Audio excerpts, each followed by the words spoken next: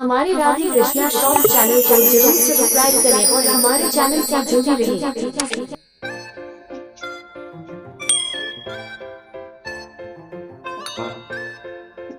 राधा कृष्ण के अमर प्रेम की 5 अनूठी अनसुनी कथाएं।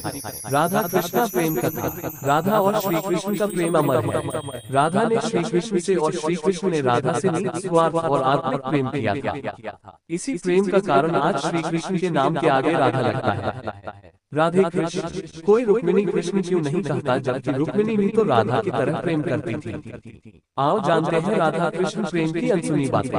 एक अन्य पौराणिक कथाओं के अनुसार राधा श्री कृष्ण से 5 वर्ष बड़ी थी। राधा ने श्री कृष्ण को पहली बार जब देखा था, जबकि उनकी माँ यशोदा ने उन्हें औखल से बांध दिया था। उन्हें देखकर राधा बेसुध सी हो गई थी और उनके प्रेम में पड़ गई थी। उन्हें लगा था कि यह किसी पूर्व जन्म का रिश्ता है। कुछ लोग कहते हैं कि वह पहली बार गोकुल अपने पिता वृषभानु जी के साथ आई थी, तब श्री कृष्ण को पहली बार देखा था, और कुछ विद्वानों के अनुसार संकेत तीर्थ पर पहली बार दोनों की मुलाकात हुई थी। जो भी हो, लेकिन जब राधा ने कृष्ण को देखा तो वह उनके प्रेम में पागल जैसी हो गई थी और कृष्ण भी उन्हें देखकर बावरे हो गए थे। दोनों में प्रेम हो गया था। ब्रह्मवैवर्त पुराण प्रकृति खंड अध्याय 48 के अनुसार और यदुवंशियों के कुलगुरु गर्ग ऋषि द्वारा लिखित गर्ग संहिता की एक कथा के अनुसार एक बार नंद बाबा श्री कृष्ण को लेकर बाजार घूमने निकले थे। उसी दौरान राधा और उनके पिता भी वहां पहुंचे थे। दोनों का वहां पहली बार मिलन हुआ। उस दौरान दोनों की ही उम्र बहुत छोटी थी। उस स्थान को सांकेतिक तीर्थ स्थान कहते हैं। संकेत का शब्दार्थ है पूर्व निर्दिष्ट मिलने का स्थान।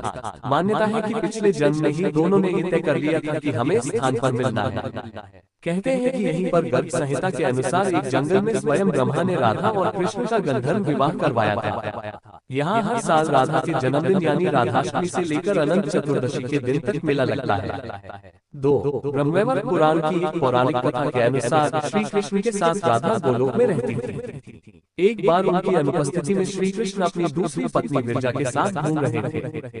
तभी राधा आ गई। वे विरजा पर नाराज होकर वहां से चली गई। श्री कृष्ण के सेवक और मित्र श्रीदामा को राधा का ये व्यवहार ठीक नहीं लगा और वे राधा को भला बुरा कहने लगे। राधा ने क्रोधित होकर श्रीदामा को अगले जन्म में शंखचूड़ नामक राक्षस बनने का श्राप दे दिया। इस पर श्रीदामा ने भी उनको पृथ्वी लोक पर मनुष्य रूप में जन्म लेकर 100 वर्ष तक कृष्ण विछोह का श्राप दे दिया। राधा को जब श्राप मिला था, तब श्री कृष्ण ने उनसे कहा था कि तुम्हारा मनुष्य रूप में जन्म तो होगा, लेकिन तुम सदैव मेरे पास रहोगी। यही कारण था कि राधा और श्री कृष्ण का बचपन में विछोह हो गया था। 3 राधा श्री कृष्ण की मुरली सुनकर बावरी होकर नाचने लगती थी और वह उनसे मिलने के लिए बाहर निकल जाती थी। जब गांव में कृष्ण और राधा के प्रेम की चर्चा चल पड़ी तो राधा के समाज के लोगों ने उसका घर से बाहर निकलना बंद करवा दिया। फिर एक दिन श्री कृष्ण ने माता यशोदा से कहा कि माता, मैं राधा से विवाह करना चाहता हूँ। ये सुनकर यशोदा मैया ने कहा कि राधा तुम्हारे लिए ठीक लड़की नहीं है। पहला तो ये कि वह तुमसे 5 साल बड़ी है, और दूसरा ये कि उसकी मंदी यशोदे के भाई राया पहले से ही किसी और से हो चुकी है और वह कंस की सेना में है जो अभी युद्ध लड़ने गया है। जब आएगा तो राधा का उससे विवाह हो जाएगा, इसलिए उससे तुम्हारा विवाह नहीं हो सकता। लेकिन कृष्ण जिद करने लगे। तब यशोदा ने नंद से कहा। कृष्ण ने नंद की बात भी नहीं मानी। गर्ग ऋषि ने कृष्ण को समझाया कि तुम्हारा जन्म किसी खास लक्ष्य के लिए हुआ है। इसकी भविष्यवाणी हो चुकी है कि तुम तारनहार हो। इस संसार में तुम धर्म की स्थापना करोगे। तुम्हें इस ग्वालन से विवाह नहीं करना चाहिए। तुम्हारा एक खास लक्ष्य है। गर्ग मुनि हर तरह से समझाते हैं, लेकिन कृष्ण नहीं समझते हैं। तब गर्ग मुनि उन्हें एकांत में ये रहस्य बता देते हैं कि तुम यशोदा और नंद के पुत्र नहीं, देवकी और वसुदेव के पुत्र हो, और तुम्हारे माता पिता को कंस ने कारागार में डाल रखा है। ये सुनकर श्री कृष्ण के जीवन की दशा बदल जाती है। 4 राधा के परिवार को जब पता चला कि यह श्री कृष्ण की मुरली सुनकर उनके प्रेम में नाचती हुई उनके पास पहुंच जाती है, तो उन्होंने राधा को घर में ही कैद कर दिया था।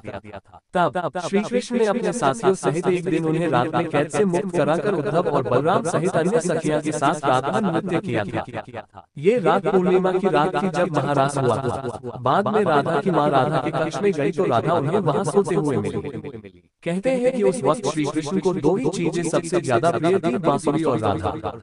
कृष्ण की बांसुरी की धुन सुनकर राधा के जैसे प्राण ही निकल जाते थे। कई जन्मों की स्मृतियों को कुरेने का प्रयास होता था और वह श्री कृष्ण की तरफ खींची चली आती थी। भगवान श्री कृष्ण के पास एक मुरली थी जिसे उन्होंने राधा को छोड़कर मथुरा जाने से पहले दे दी थी। राधा ने इस मुरली को बहुत ही संभाल कर रखा था और जब भी उन्हें श्री कृष्ण की याद आती तो वह यह मुरली बजा लेती थी। श्री कृष्ण उसकी याद में मोरपंख लगाते थे और वैजयंती माला पहनते थे।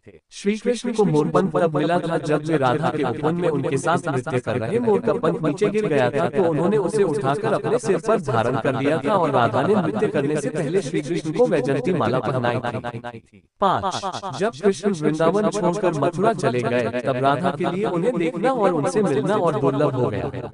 कहते हैं कि राधा और कृष्ण दोनों का पुनर्मिलन कुरुक्षेत्र में बताया जाता है, जहां सूर्य ग्रहण के अवसर पर द्वारिका से कृष्ण और वृंदावन से नंद के साथ राधा आई थी। राधा सिर्फ कृष्ण को देखने और उनसे मिलने ही नंद के साथ गई थी। इसका जिक्र पुराणों में मिलता है। इसके बाद राधा और श्री कृष्ण की अंतिम मुलाकात द्वारिका में हुई थी। सारे कर्तव्यों से मुक्त होने के बाद राधा आखिरी बार अपने प्रियतम कृष्ण से मिलने गई। जब वे द्वारका पहुंची तो उन्होंने कृष्ण के महल और उनकी 8 पत्नियों को देखा। जब कृष्ण ने राधा को देखा तो वे बहुत प्रसन्न हुए। तब राधा के अनुरोध पर कृष्ण ने उन्हें महल में एक देविका के पद पर नियुक्त कर दिया। कहते हैं कि वहीं पर राधा महल से जुड़े कार्य देखती थी और मौका मिलते ही वे कृष्ण के दर्शन कर लेती थी। एक दिन उदास होकर राधा ने महल से दूर जाना तय किया। कहते हैं कि राधा एक जंगल के गांव में रहने लगी।